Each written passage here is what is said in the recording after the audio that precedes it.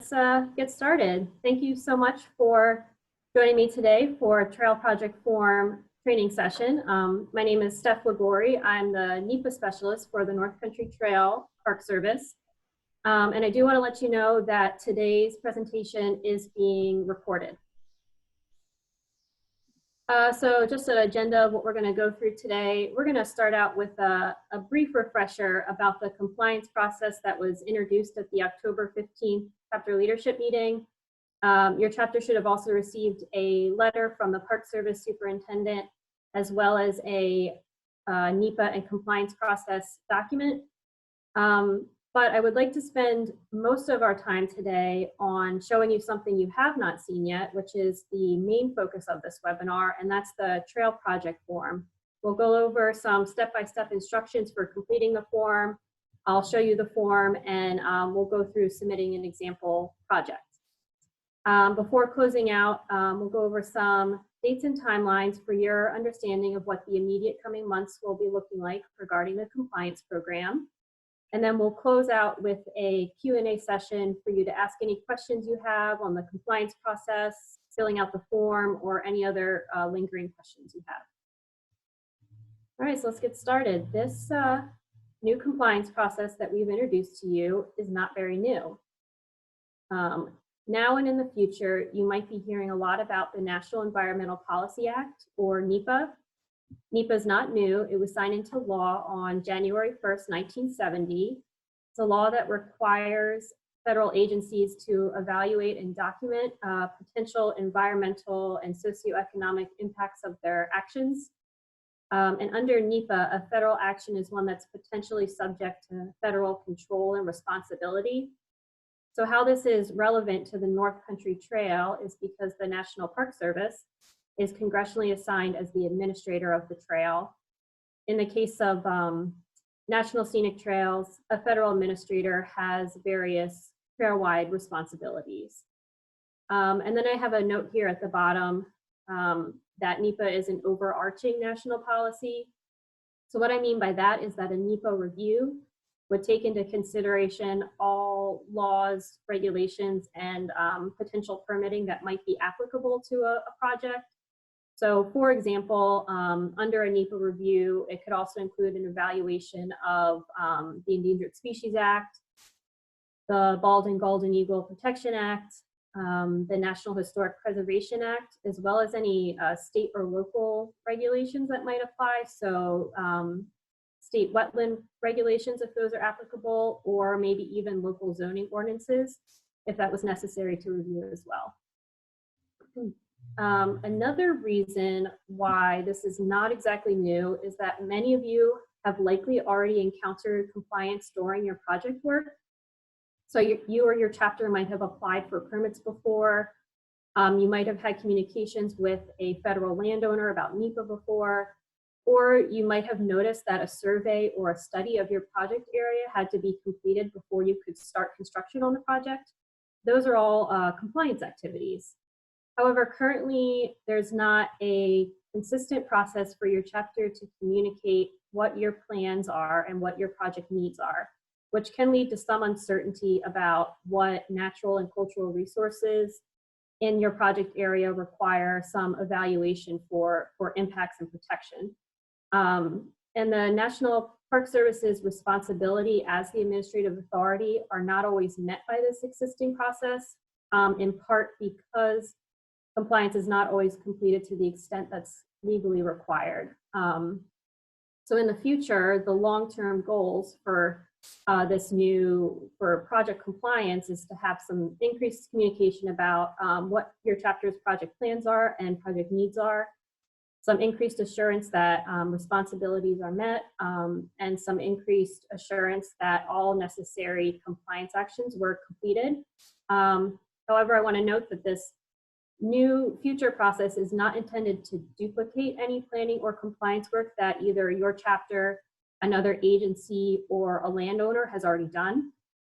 So it's going to focus on areas where compliance has not been done but should be done. Any existing plans or studies that another agency or landowners have completed would be used to the greatest extent possible. So we won't be doing any redoing any of the work that's already been done. It will just be checking areas where compliance hasn't been done but should be. So we talked about this a bit on the October 15th chapter leadership meeting, but if it's not new, why is it being implemented now? Why is this new compliance process for the North Country Trail being implemented now? One reason is that the Park Service does have some increased staffing and abilities that we did not have before. Also, over the past 40 years, there's been an increase in the number of active trail projects, as well as a growth in the trail's popularity and some interest in what we're doing.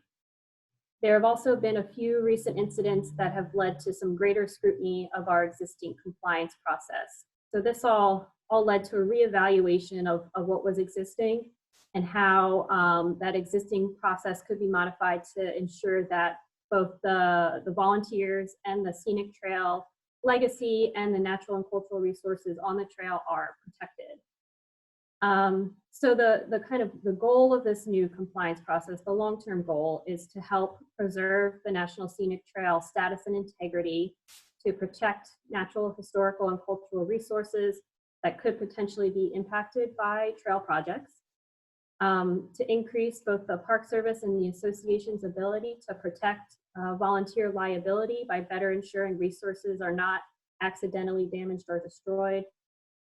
It will also help to complete compliance obligations in an efficient timeline by informing us of compliance needs that are needed in advance of construction happening, which could potentially prevent some project delays later on when you do want to start construction. This can also increase the Park Service's ability to ensure your chapter gets the trail project supplies that you need that are provided by the Park Service by informing us in advance of what supplies those are. And it can also inform us of potential funding opportunities. To that point, I want to note that the submittal of a project does not guarantee funding for it, but it does inform the Park Service of projects or project needs that exist in advance, which could enable us to pursue funding opportunities if they become available. We do not necessarily know what those funding opportunities are until they become available. And in most cases, we would have to know about the project 2 or more years in advance to be considered for those funding opportunities. So this is kind of a high-level reminder of the NEPA and compliance process document that your chapter received. I'm not going to go into detail about each step of this process today because I do want to focus on the trail project form that you have not seen yet. Most of these steps are not your chapter's responsibility. They are happening on the Park Service and Association side. It's just for your understanding of what's going on after you submit a project. So in general, on the Park Service side, what happens when you submit a project is the Park Service is reviewing the project area for what resources are present, identifying what the impacts might be from the project, and identifying what compliance actions might need to be taken. So if identifying if a permit is needed that hasn't been obtained yet, or if a NEPA review is needed, things of that nature. But we are going to focus today on step 1, which is your chapter submitting planned projects via the trail project form. So before we actually go into the trail project form, the very first question you might want to ask yourself is, what is a project? And this flowchart is in that compliance process document, but I want to go through it because it really is an essential first question to ask yourself. So first, you might think about if your action is going to disturb resources in a manner where they are disturbed or changed. So this might be disturbing soil, this might be cutting vegetation or altering a structure. If your action does not disturb resources, that's not a project. So that might be activities like planning meetings, it might be scouting, it might be flagging, or it might be collecting GPS. So those are all non-disturbing activities that you do not need to submit a form before you do those activities.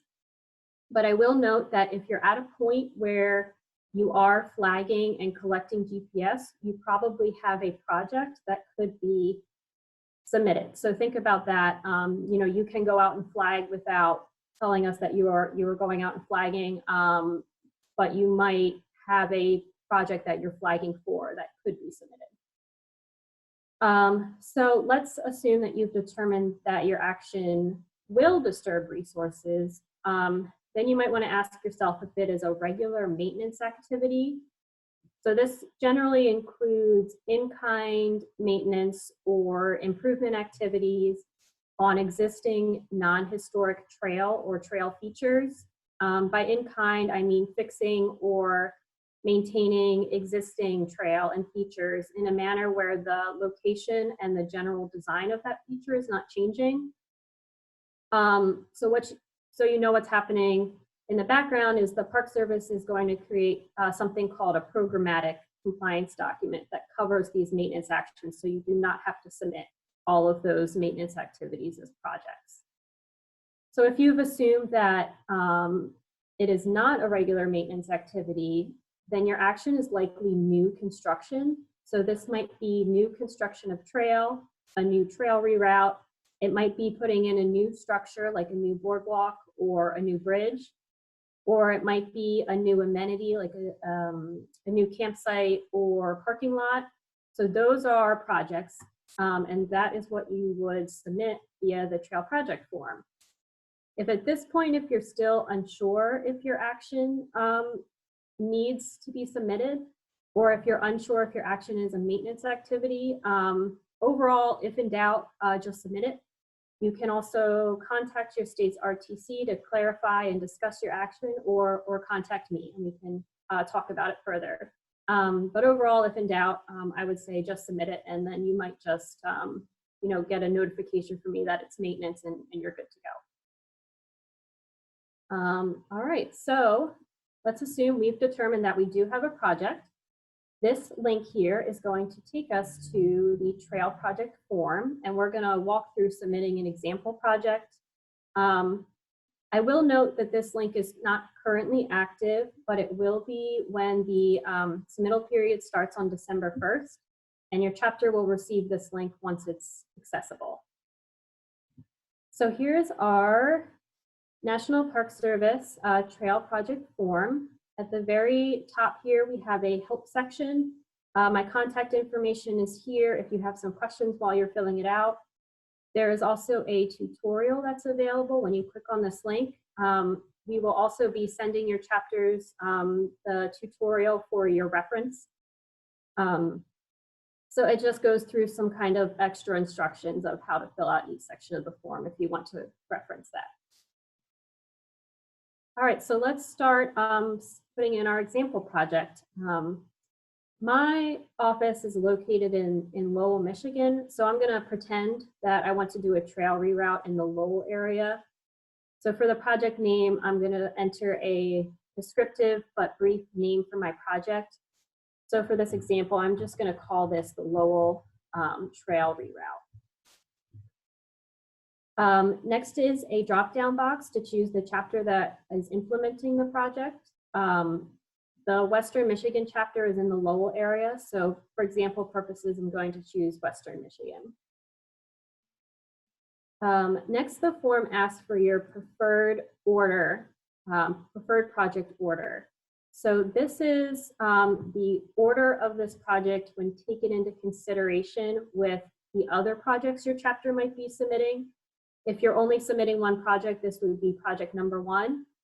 For this example, let's pretend my chapter is submitting 3 projects total, but this reroute is the most critical and needed, and it needs to, we would like for it to happen the soonest in the timeline, so I'm going to give it a number 1.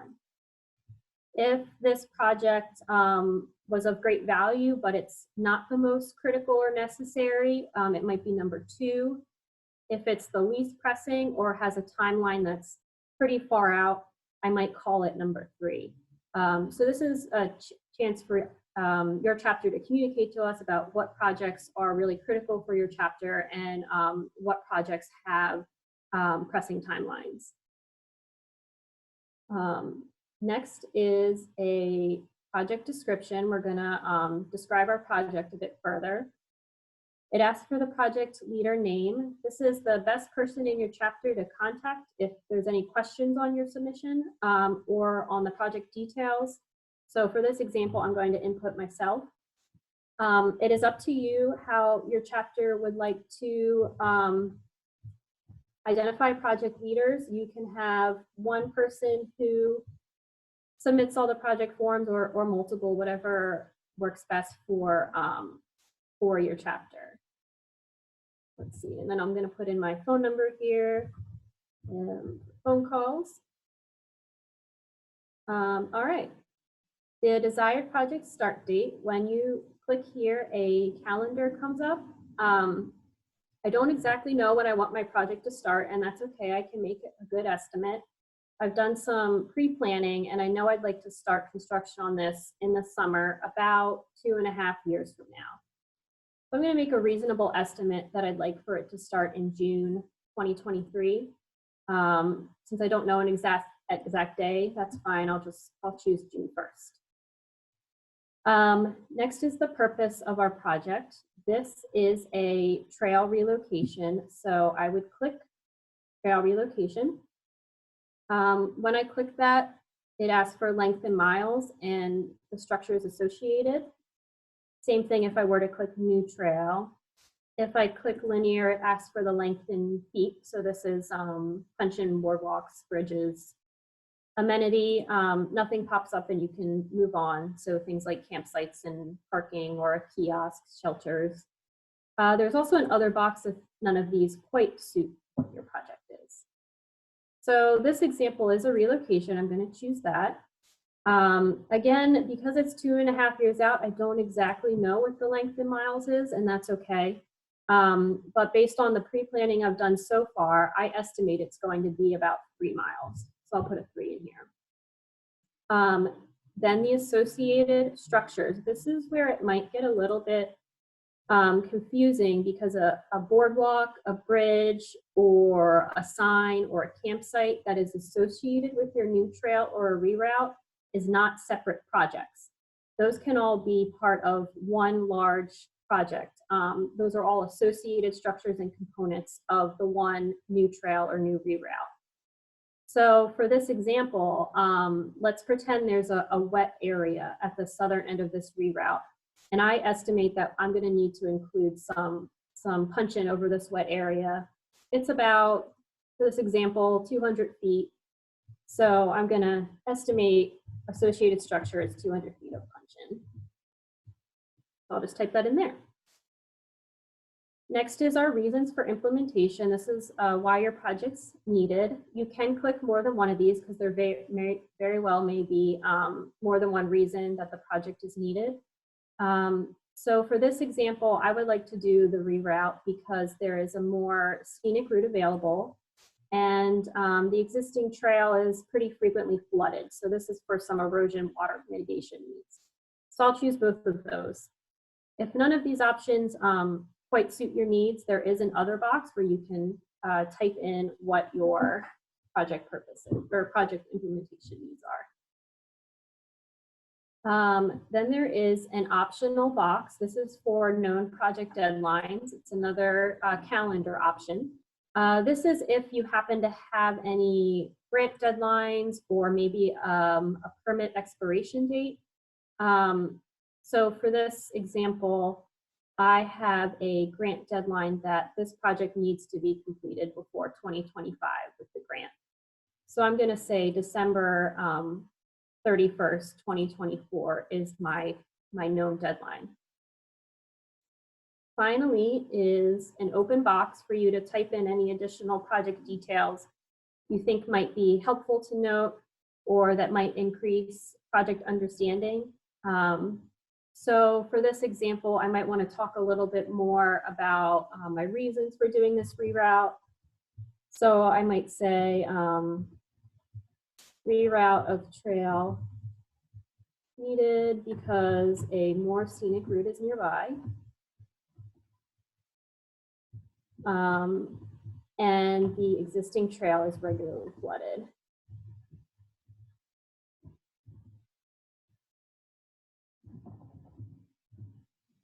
And then it might be good also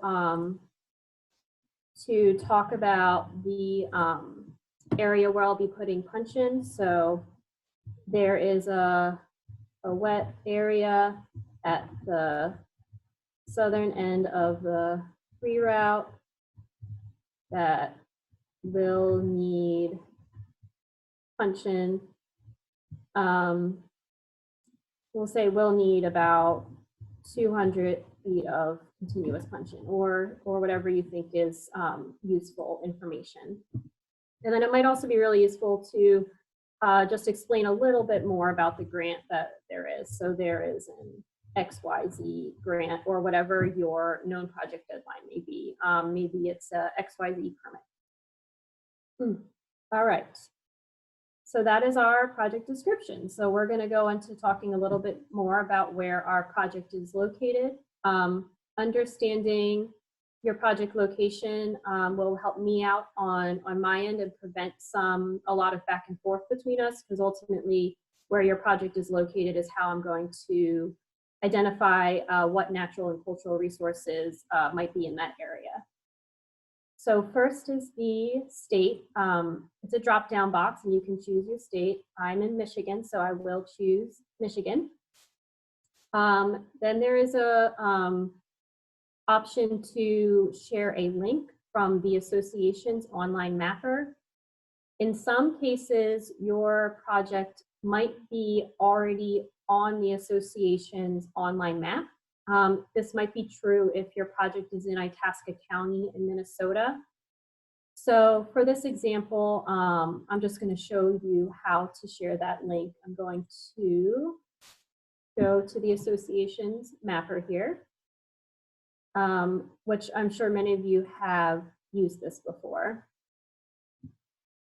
So in order to share a link from my project, I can navigate to where my project is, which is Lowell, Michigan.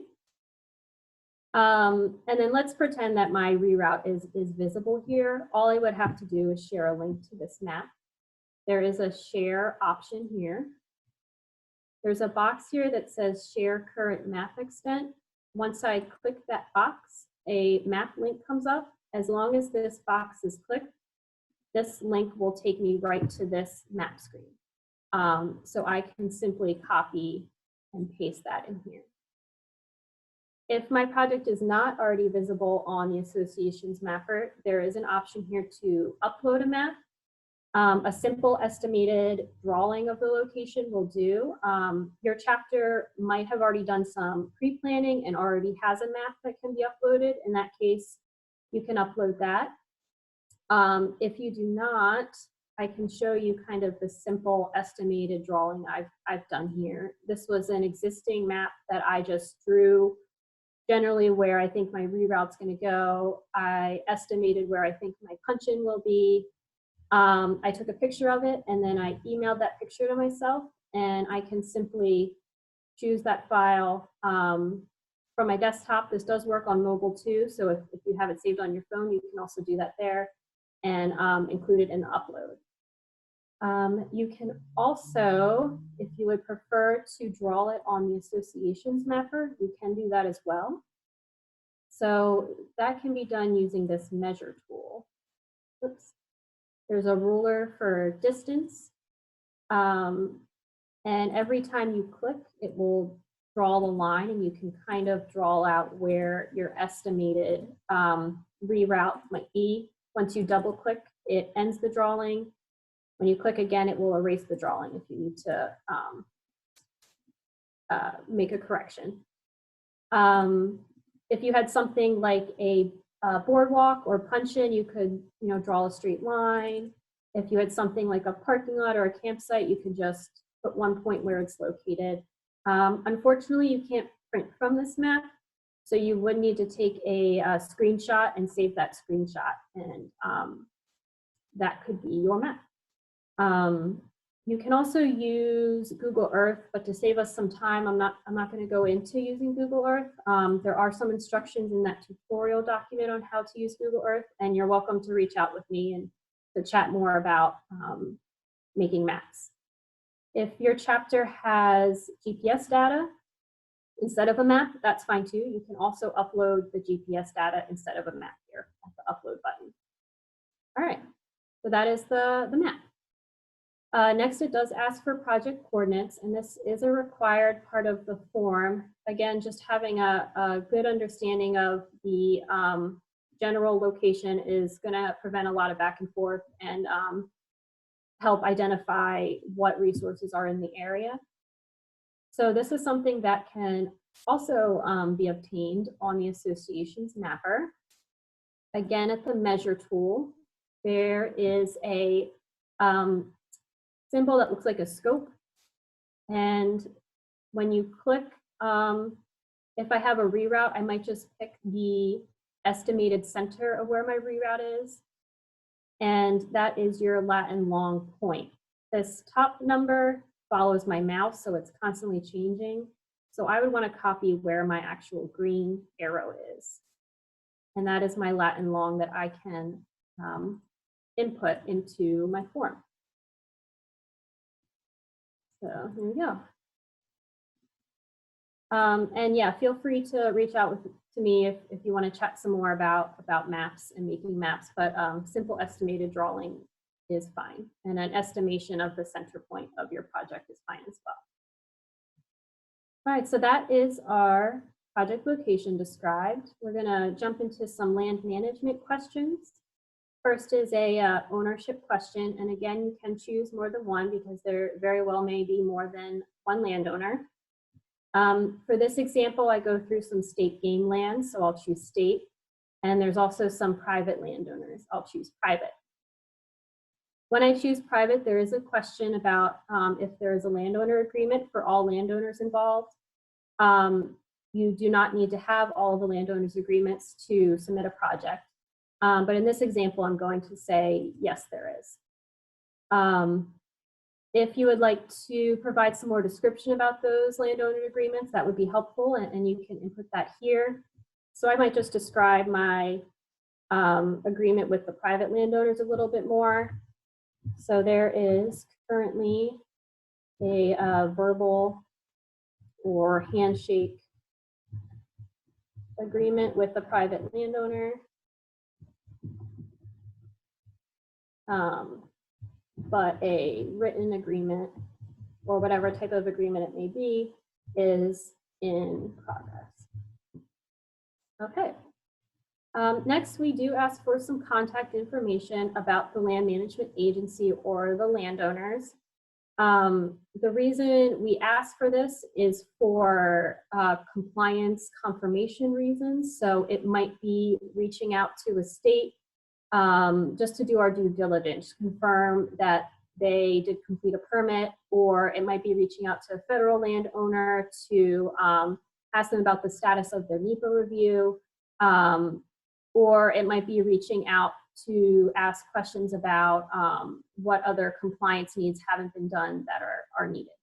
So it's really just to fill in the gaps. And it could also be reaching out because the landowner has a study or a survey report that could help us in our review. So we might just ask them to share that information with us. So I'm just gonna, I've talked to my private landowner these are not real people, just an example. And I've also had conversations with the Michigan DNR, which is the state. So I'll put that person's name in too. Maybe I've had some email communications with them, so I know their emails.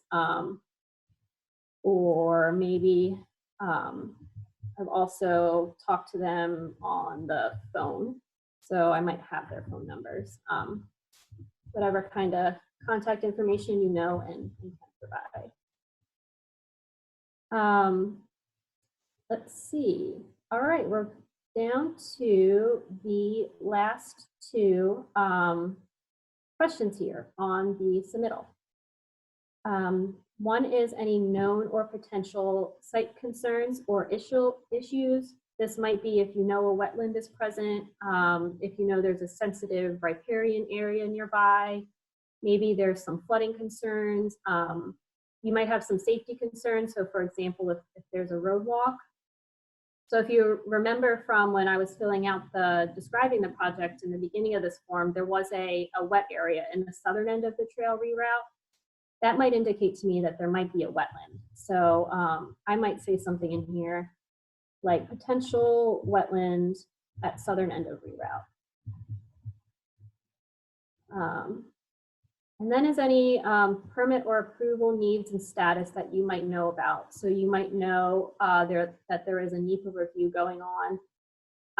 You might be in the process of obtaining a permit. You might know that there's a cultural historical feature nearby that's going through some approvals. So for this example, I might say I had conversations with Michigan. The wetland permitting group is called EGLE. About obtaining a permit, a wetland permit. But remember, my project is 2.5 years out, so I can just say, but the permit has not been obtained yet because project is 2.5 years out. All right, or whatever known permits or approvals you might know about. All right, we have finally made it to our submit button. So I'm going to click submit. Sometimes it does take a minute to submit, so just give it some time if it is. If there's any errors on your form, there will be a red error box that you'll see. Errors are most likely because a required box was not filled out. These have asterisks next to them. Or it might be because a box that only accepts numbers has some text in it.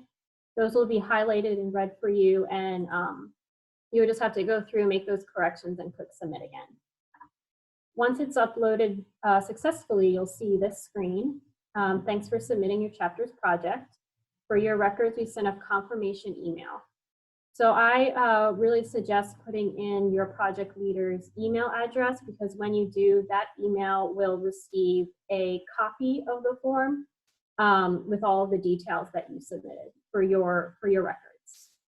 If you have more projects to submit, there is a link here that takes you back to the form. You can submit another project if you need to. All right, that is our form. We just went through an example project. That took longer than it normally does because of all of my descriptions. And before we get into the Q&A, I just want to really quick touch on some dates and timelines so you know what the coming months are going to look like with the compliance process. From now until November 30th, you can be gathering information for any known planned trail project. This includes those that are years from implementation. So if you know that there is a reroute or a campsite or some project you want to do, 2 or more years out, you can still submit that this year. Between December 1st and December 31st, the trail project form will be open and available to you. You can submit at any time during that month. I do want to mention that this annual open period is intended to be earlier in the fall in the future. It was pushed back this year to provide some more time for introduction and training. So this year, the annual period will be December 1st to the 30th. At least by late February, your chapter will receive a notification from either the Park Service or your state's RTC about the estimated timing of your project's required compliance needs. Although there very well may be some communications with your chapter before this, depending on the projects you submit. So it might just be having some questions about the projects you submit, or it might be a notification that you've submitted maintenance projects and no review is necessary. There might be some communications there beforehand. I do want to note that the timelines that we notify you about the timeline to complete any one compliance project is variable depending on the NEPA level, the significance of the impacts, what kind of regulatory requirements there are, and some other factors. So the most basic compliance could be completed in as little as 2 weeks, while more complicated compliance would take longer.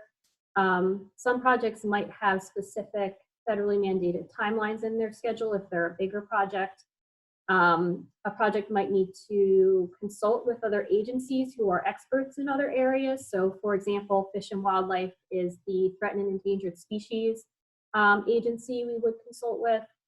Permitting and surveys might have to occur before, during, or after a NEPA review. So it's all very variable. We will be working on multiple projects at the same time, and we do intend to start compliance in your chapter's off-season. But while the Park Service is working on compliance for those projects you identified as being your highest preference first, if you remember the preferred project orders in the trail form, because of the variability of compliance timelines for projects of varying complexities, the projects you submitted with the lower preferred order might be completed, the compliance on them might be completed sooner simply because they are a simpler project, but not because they're any less preferred. So we are still working on them all. It's just a variability of complexity and timelines. And then I do have a final note here about how compliance doesn't end with signatures. If your project does have a NEPA review, it might end up looking like a document with a signature on it. However, even after that signature is obtained, there might be some additional considerations to still consider. So compliance really doesn't end until a project is successfully implemented. So there might be some considerations about obtaining a permit even after the signature and things like that. So that is a continued conversation we can continue to certainly have, and I can continue to be a resource for as you are even constructing the project. All right, and we have finally made it to our Q&A. Feel free to type in the chat or unmute yourself, and I'll do your best to answer your questions.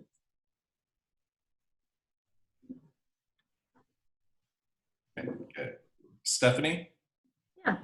I have a question. What about projects that we're involved in right now? Do we, in other words, we've got a spreadsheet of all the projects that we're doing and the ones we're going to do. Should we submit all of those?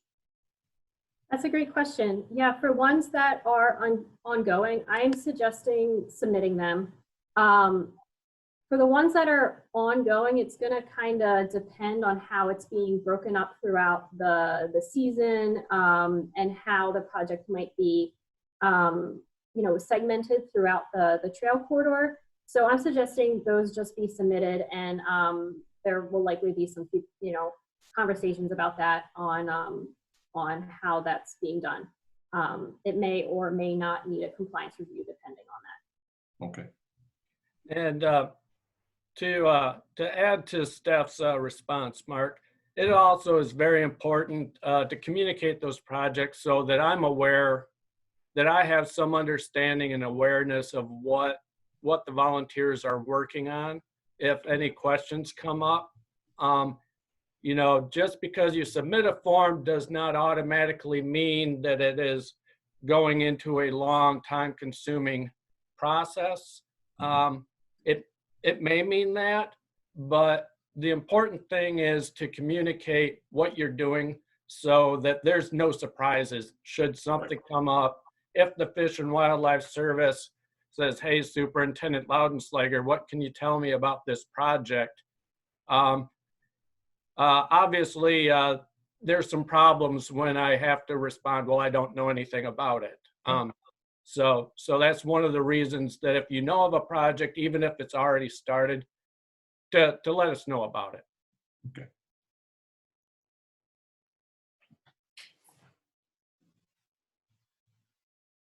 Any other questions? I'll go ahead and I'll add one other thing since I'm already unmuted. So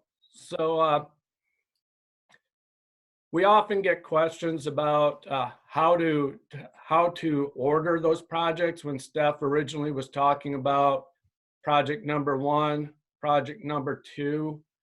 Don't think of them in terms of how important they are, but rather, which project do you want us to start on first?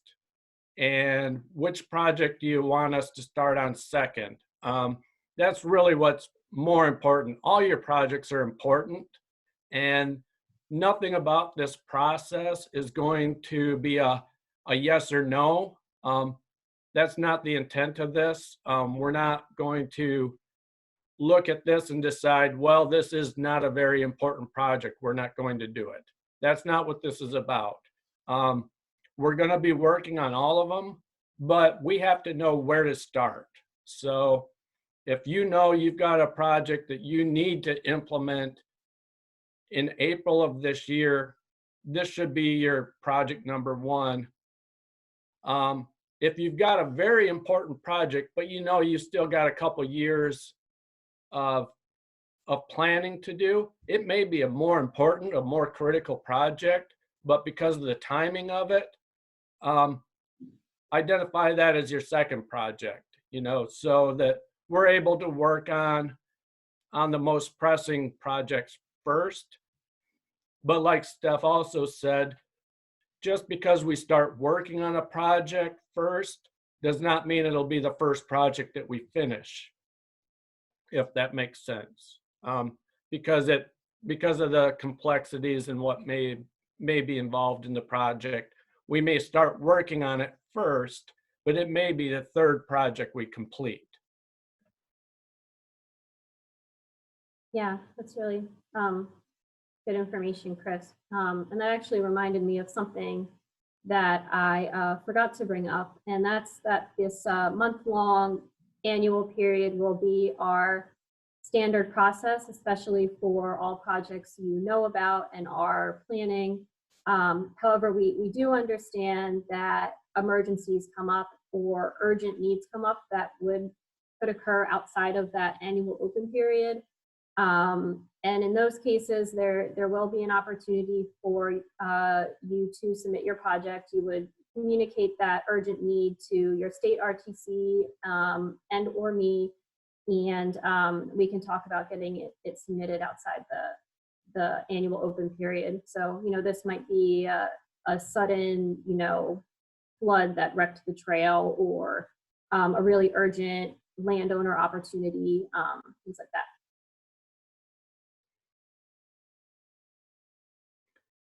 And just one other thing I'll add, and then I'll shut up so people can ask your own questions. But it's really important to think ahead, think into the future, and really work on planning, identifying projects 2 to 3 years out, so that we're not constantly trying to work on projects that you want to implement in 3 or 4 months from now.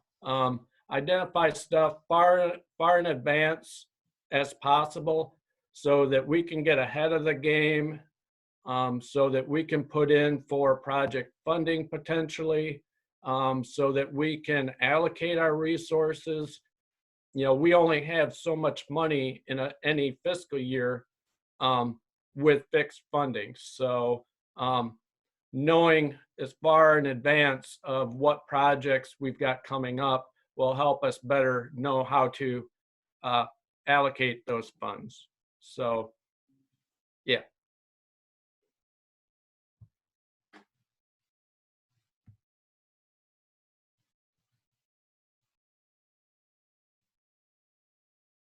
Any other questions, either about the form, the compliance process, or anything that's still lingering on your mind after that October 15th after leadership meeting?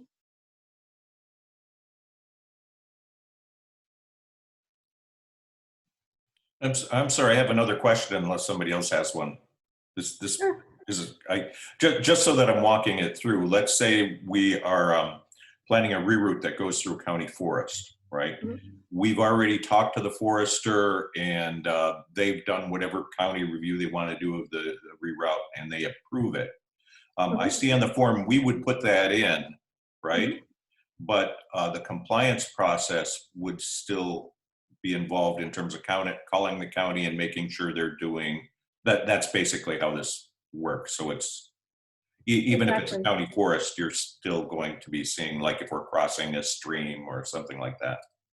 Yeah, exactly. And likely the county has, the county and probably the state requirements covered. Whether or not it needs NEPA, that would be in the compliance review. But yeah, it would just be a due diligence call just to confirm with the county about the status of the compliance, or if there's any lingering needs and things like that. So yeah, it's just a call to them, pretty much. Okay. Mhm.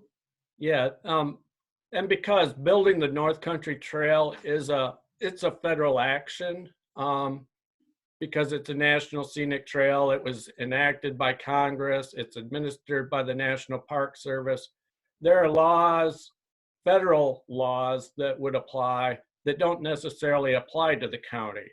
So that's part of our due diligence is, to make sure that we do what's required for us, on the federal side, that there may be things that the county wasn't required to do. So that's part of the filling in the gaps. Thank you.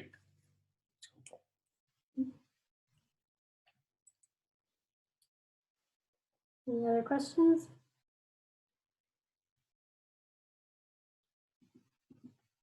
All right, if you have a question that comes up later, or if I didn't get to your question, there are some opportunities to clarify that later. Recording of this will be available on the association's website by the end of this month. This session was recorded. You will receive an email with that trail project form tutorial for your reference as you're planning what projects you want to submit. And you're also welcome to reach out to your state's RTC for any project questions. You can reach out to me for questions about the compliance process or the form. And I'll note that you could also reach out to Luke Jordan if you have any trail planning questions. Here's our contact information. And yeah, just feel free to reach out, ask questions, send emails. I'm happy to continue these conversations about the compliance process, and looking forward to working with you as it moves forward. So thank you so much for attending this training session.